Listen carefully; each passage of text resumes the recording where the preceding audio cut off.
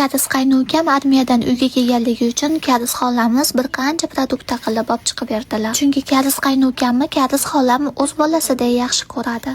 Shunga har safar Kariz qaynukam armiyadan ta'tilga chiqib uyga kelganda Kariz xolamiz bir qancha meva-chevalar olib chiqib beradilar. Bahonada men ham maza qilib yeb olaman. Mana gilosni qaranglar, O'zbekistondagi alvaliga o'xshar ekan. Kariz xolam bilan va ularning erlari marketda ishlaydilar, shuning uchun har safar bizga har xil mevalar olib chiqib beradi. Ko'rib turganingizdek, xolodilnikda meva qo'yadigan joyni o'zi qolmadi. Siz ham mevalarni yuvmasdan menga o'xshab yeb tashlayverasizlarmi? Kariz qaynonam har safar mevani yuvib yemaganimda kutumga uradilar.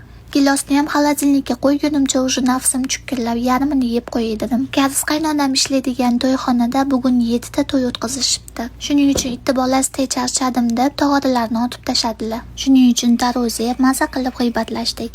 Bizning itvachamiz ham tarozini juda ham yaxshi ko'radi. Shuning uchun har safar tagida qolib ketganini u olqimasdan itvachamizga beramiz.